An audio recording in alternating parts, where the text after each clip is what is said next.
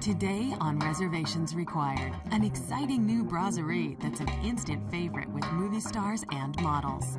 Schiller's Liquor Bar is the place to be seen in New York City.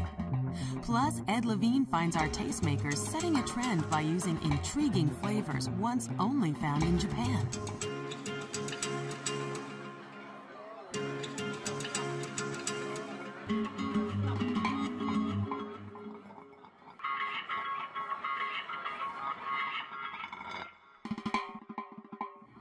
Welcome to Reservations Required. I'm Jackie Malou. From the owner of chic New York restaurants such as Balthazar and Pastis comes another stylish place to eat, Schiller's Liquor Bar. From the painted wine bottles on the walls to the casual bistro feel, this place is quickly becoming a hotspot among the famous and the fashionable.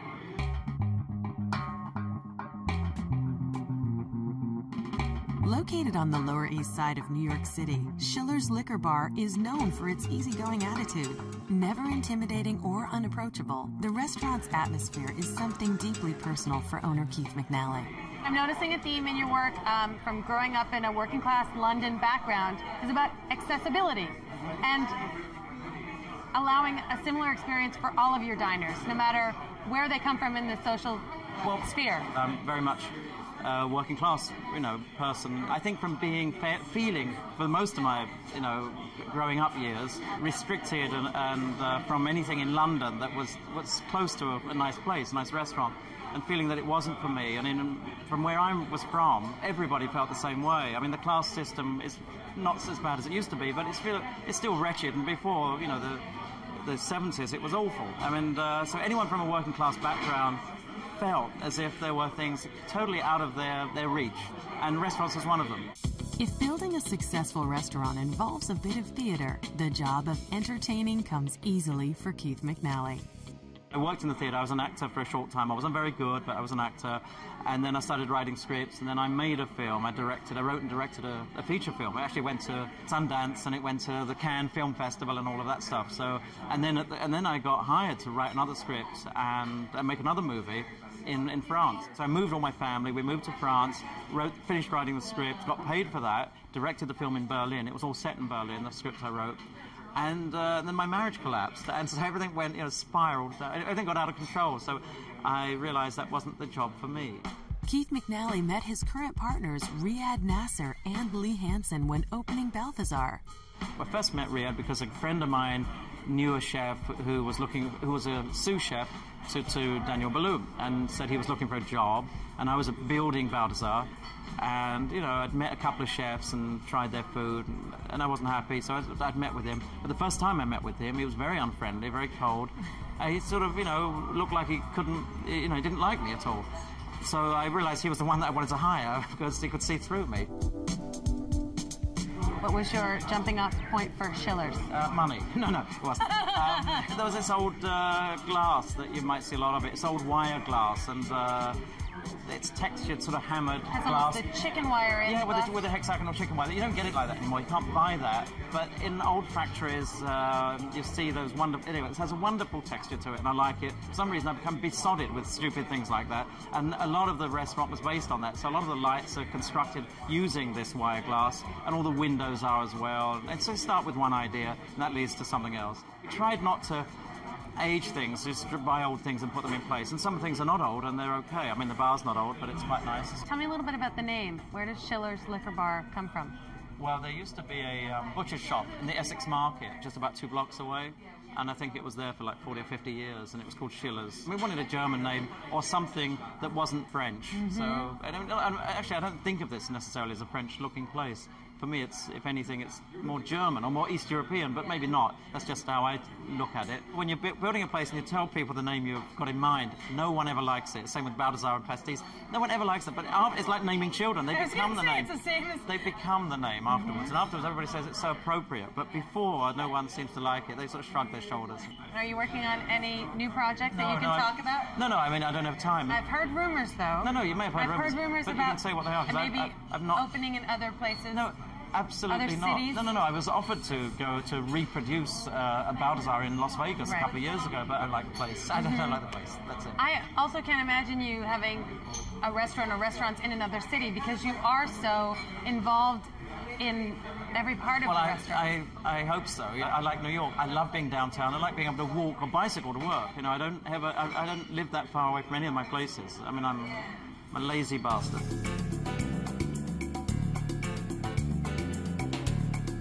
Let's walk through some of your favorite elements in the dining room. The bottles are nice. My children helped paint the bottles. I mean, number them with paint, and a couple of other kids, young kids, did it too. And then we hand painted every one of them with a stencil.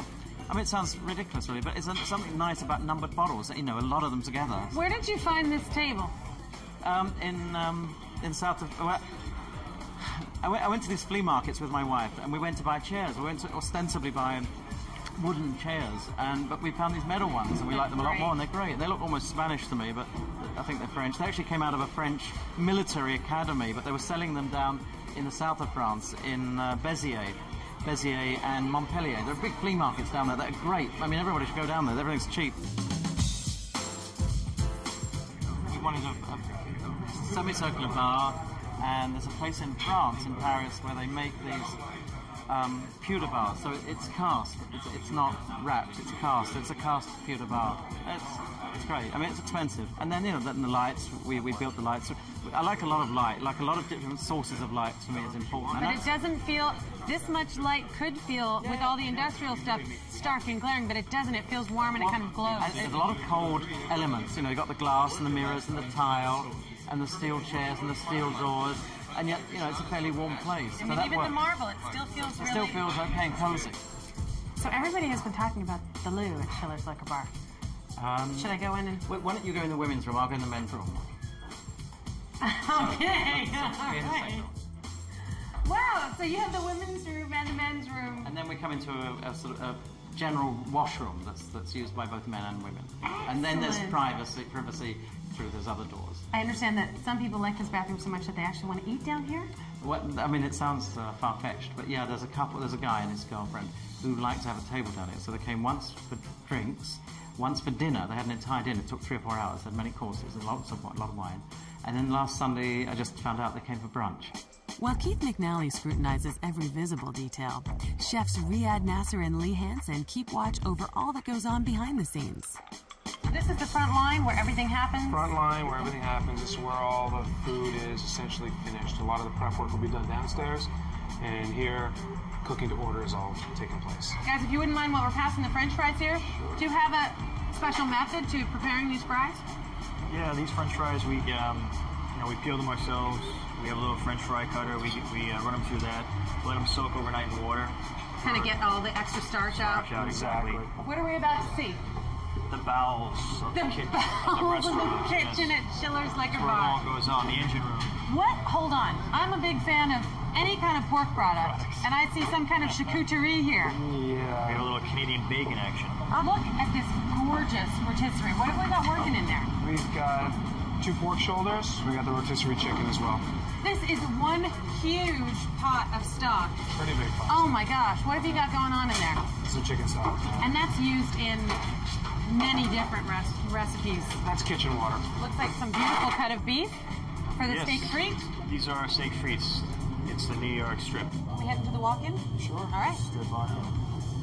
Oh, there's someone in the walk-in.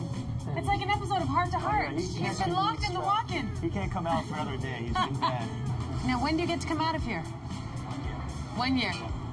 Walter's coming out of the walk-in in 1 year. Could we just take a little peek at the liquor locker at Schiller's Liquor Bar? Got pretty much every spirit you can imagine. That's great. And the cocktail menu here is pretty outstanding. Let's put our order in and then head upstairs to eat. Okay, sounds good. Excellent. Coming up, indulge in Schiller's signature dishes.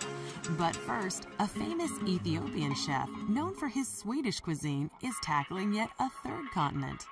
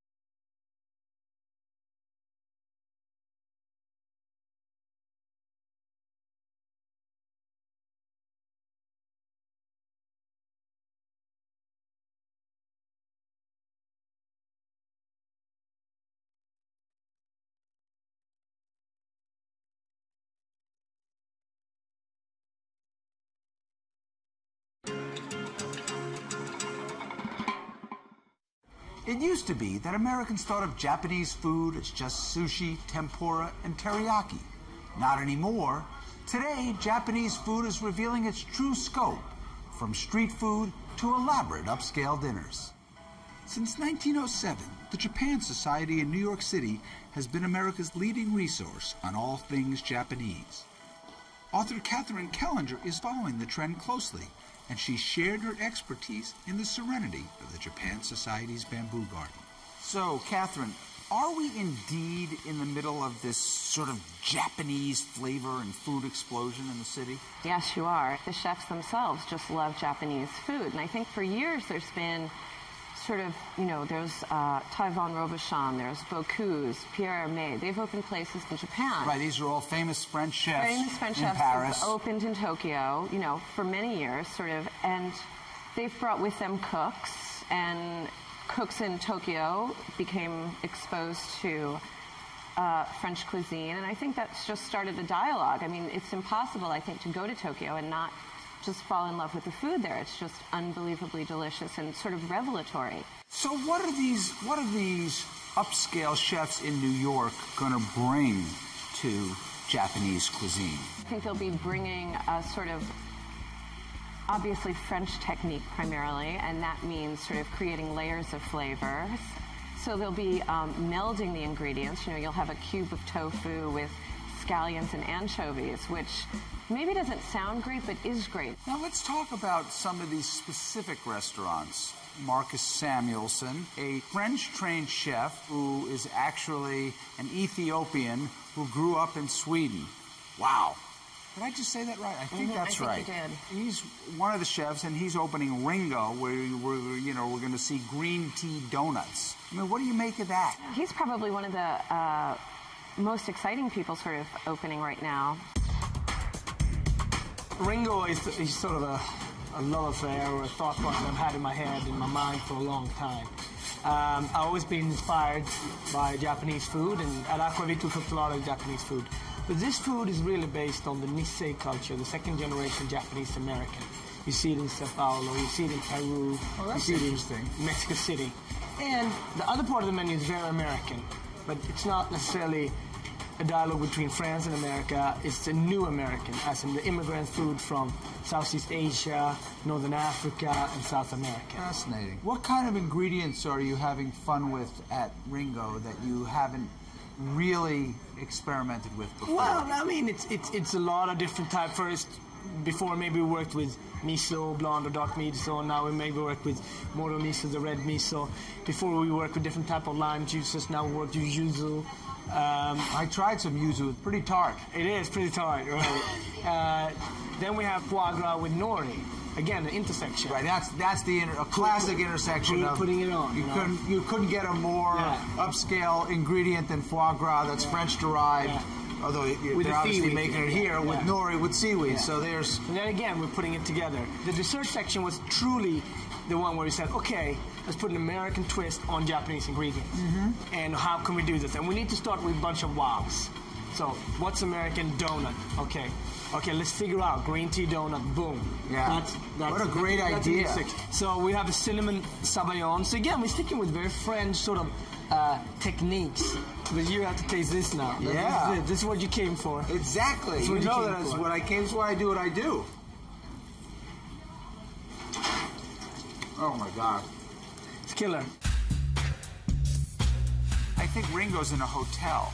Yes, and let's talk about hotel dining. Well, that's interesting too, because in Tokyo, there is no stigma attached to going to a restaurant in a hotel. That may change for New Yorkers how they view hotel dining. So this combining of these two cuisines may result in revolutionary sort of behavior changing that we don't even... Well, it's also resulting in a combining of restaurant design styles, you know, a view, a large dining room. These are things that are very prized in Tokyo, are available here. Right, hard to find in Tokyo. Yes. The other thing is the aesthetic of the Japanese food. You look at a Japanese plate and it's just gorgeous and it's simple, yet you know, it's almost more complex than anything somehow. We're also not just seeing sort of upscale melding of American and French food and Japanese techniques and cuisine. We're also seeing it on the sort of street food level, are we not? 9th Street has been a long-standing sort of bastion of Tokyo street life. There's many restaurants. Affectionately nicknamed Little Tokyo, 9th Street in New York City is where many of these new flavors are first introduced as snacks or finger food. It's also where Chef Tadashi Ono brought me to try octopus fritters. So we're here at what could only be called a kiosk, and it's called Otofuku. Yes. And they're making something that I've never seen on the streets of New York before. Yeah, this is a food called takoyaki, chunk of octopus inside. And we eat as a snack. Also, we eat as a drinking food. As a drinking food? Yes. So it's a bar snack and a street snack. And street snack also. Can we get an order of yeah, why not? takoyaki? Maybe I should say it in Japanese. Sure. Takoyaki 一ついただけますか? It's hot. It's hot. Inside, so...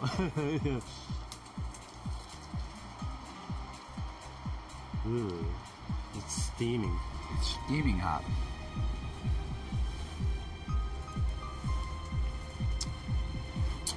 But it's fabulous, actually. You know, people are talking about small plate eating. Right. This is very much in keeping with this trend towards small plate eating. True. And the Japanese are, of course, masters of the small plate. And, you know, it goes both ways. We have octopus balls in New York, and Nathan's Famous just opened in Tokyo. And there's also a Japanese bakery, yes, right, that's serving tiramisu, but again, flavored with green tea. Well, tiramisu makes sense because Japanese food, after Japanese food in Japan, Italian food is the most beloved. So that's, you know, their invention. And there's all kinds of stuff I want to try here.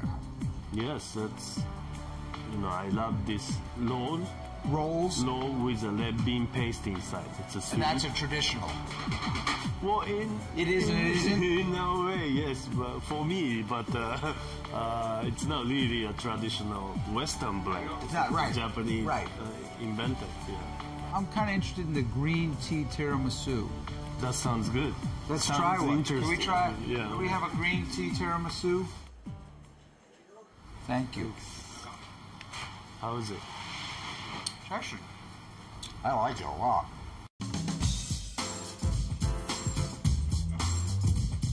Japanese culture really fits us. It's not heavy food. It fits our lifestyle. We can take it to go.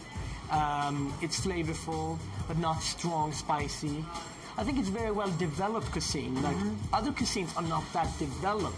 It's extremely modern, but it's extremely traditional. And it's this very sort of wide trend. There's just kind of this love affair going on between Japan and the U.S. right now. Next, 2 tough customers. It's dinner with the Schiller chefs.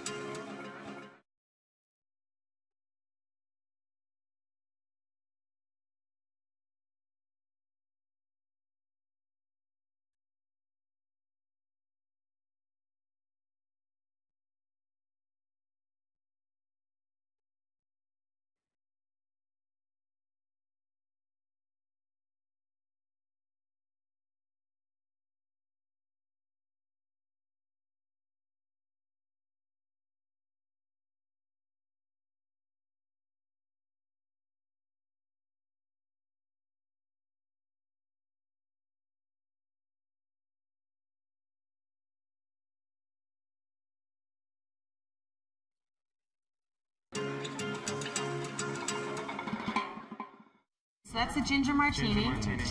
May I try? Yeah, absolutely. So, fresh ginger in here? Yeah, I smell orange, too.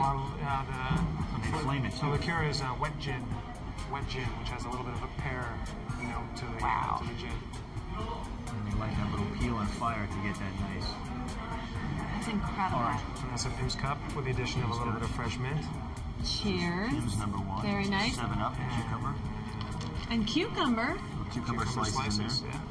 I've got a Jerry Collins Manhattan, which is kind of a reverse Manhattan. It's got a little red vermouth, sweet vermouth floated on the top, which cuts the Crown Royal. And these were all thought up by your mixologist? Yeah. Cheers, great. guys. Thanks for having me. Yeah. Coming by.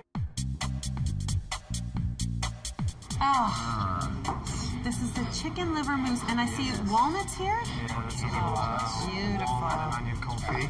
Oh my goodness, that's the Welsh rarebit and an endive and some kind of... endive, pear, watercress, and walnuts.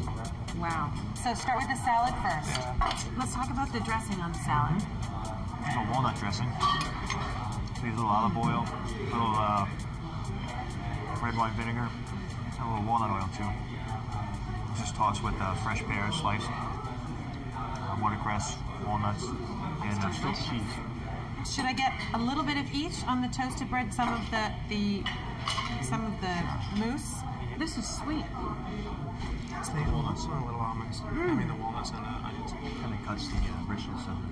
Oh my God, that is so good. Sweet and smoky. You taste the kind of smoky quality of the bread. Is it the bread that's making it smoky? Yep. Yeah. Oh, I have to have more of this. Now we're gonna try The Welsh rarebit. Okay. It's like the British version of the croque monsieur. So they have nice brown bread on the bottom, and we lather that up with some cheddar mixed in with Stilton, beer. Soak that up with some beer, Worcestershire sauce, mustard. And then kind of just put it under the salamander and Exactly. toast it all up. Very good. Oh my God. Little tomato. You didn't give me nearly a large enough piece. He told me that he had to fight with you guys a little bit to let him keep this on the menu. Is that right? I think we had to fight with him to keep it on the menu over at Pastis. It was originally over there. It was funny, and it didn't do as well as the croque monsieur. So for some reason, we decided to put it forth on the menu here, and it's been selling fantastically. Excellent. It's just a different location, different attitude towards the dish, and all of a sudden, it's the success it should have been. Oh my goodness. This is a sandwich? Yeah, it's a Cuban sandwich. Oh, I can smell the saffron in the mussels. Hot mussels. Saffron mussels as well. And there's cream Oh, plenty. in there. Plenty. Plenty cream. Tell me a little bit about how these mussels are prepared. These are steamed open with a little bit of, well, first of all, we start sweating a little bit of garlic and fennel and shallots. And we add the mussels, steam them with a little bit of white wine. And just as they start to open, a couple ladlefuls of the saffron cream sauce. Okay, until they fully open. And we transfer them to the nice little crock over there, reduce the sauce so it's a nice velvety texture, and pour it over the top. This sandwich is unbelievable. Pork shoulder, jalapeno cheese, Gruyere, cooked under a brick. Am I missing anything? Mustard. And the mustard. Mustard. And the pickles. Yeah. You guys talk to me a little bit about the signature fries. Yeah, these are the signature fries. We serve these on the side, in a little cone here, cascading down. Very Flemish. Little side of mustard to dip them in. Wow. So this is the red snapper Snapper, served herbs, over celery and fennel. and fennel, exactly. Very nice. Thank you, Carlos. And that's a rotisserie chicken and a yeah. classic steak frite. Steak free with a little poivre sauce. And the fish and chips. I'm going to start with the fish and chips just because this is probably one of my all-time favorites. It's good to get fresh. Oh too. my God, look how fresh Nice this and is. crispy. That's the cod. Need a sauce. Thank you. Ça va? Ça va. Very nice. That is incredible. Look, the fish just falls apart. It's so tender and gorgeous. Cod definitely works best. Tell me about the sauce that goes over the rotisserie chicken, which I'm going to try right now. This is roast chicken Jew. Sweet. Is there alcohol in there? No, That's it. Just chicken flavor. So Chicken, sweet. reduced chicken flavor. I'm about to dig into the red snapper. Tell me again how this was prepared. Snapper is just, we butterfly it, pull out all the bones, okay? Line it with generous herbs, a little bit of thyme, rosemary, and some sage. Thin slice of lemon over the grill, served over top of a little bit of confit, fennel, and celery. It's light white wine sauce. And then we have the steak frites. The steak frite. The ever popular steak frites. So And that's the good cut. That's the strip, the New York strip. that's that nice marbleized piece that I saw downstairs. Grilled to your liking, and then we have a choice of 3 sauces. We have the poivre, which you have right now. We have a Béarnaise sauce or maitre d' butter. That's delicious. What would dinner for 3 cost at Schiller's? You can get out of here for perhaps main course and dessert, bottle of cheap wine for $35 a head. Oh my entire dessert menu. Oh. So that's the apple crumble. Oh, wow. And this has the crumble Yeah, the streusel topping on it. streusel topping on top. Chocolate cream pie. Chocolate cream pie. Chocolate pudding pie. Treacle pudding. A And little the obsessed, but lemon that's meringue what it pie. is. And Sure, the chocolate layer cake. Layers being made. Or cool. And the banana split. Thank you so much. Oh my gosh. That's not just a regular banana split. There's strawberry ice cream, vanilla ice cream, whipped cream, and then what is this kind got of chocolate ice cream wheel in the under middle. there? Oh, that's the caramelized. Caramelized banana. I love this. This is a soda fountain, drugstore type. I'm going strawberry. And wow, and I want to get a little bit of the So we caramelize the banana here. caramelized banana. So with the banana, little brulee sugar, and you do it with the torch, so you got a crispiness mixed in there with all the salt and banana ice cream. Mind blowing. I'm gonna dig into this if you don't mind. It's Oh. calling to me. Yes, I guess I'll start with the lemon meringue. Wow, that's Somehow I think I got amazing. Chocolate cream pie. Just like Mama makes. Wow. Hopefully. That is so creamy. The crust is great. Yep. The pudding. What is the base of this? The dates we talked about? Right. It's a spice cake. It's kind of like a dry cake in a way. A little bit dense, Oh my. but then you have the sauce. You soak it up. We cut the cake in half, layer it with the sauce so it soaks it up, and we pour more sauce over it after it comes out of the oven. So it's just a sponge for the It top. is delicious. That's pretty. The lemon meringue pie. Do you use a torch on this or does it go under the oven? We cheat. I'm a chef. It's good. It's an Italian meringue. Oh, It's a wow. little sweet. What is the difference between an Italian meringue and an American meringue? Yeah, it's like a sugar syrup whipped into the egg whites. I can feel So the it's a little granulated bit- sugar when you bite it Yeah. into the meringue. You can Yeah. kind of get that texture in your teeth. Sure.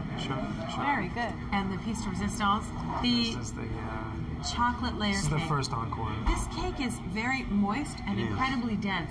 How do you guys do that? The batter is very moist. We almost pour the batter in like liquid into the pan.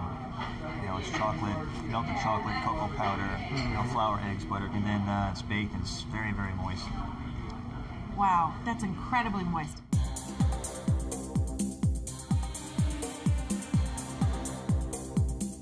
Chefs, thank you so much. Thank you. You know, you're going to have a hard time getting rid of me. Well, that's Bouncer? Check, please.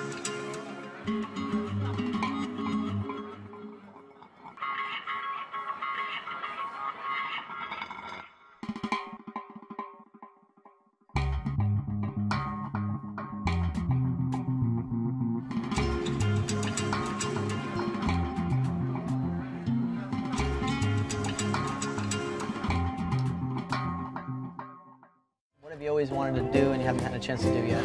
And I just blurted out, I want to build a wooden boat.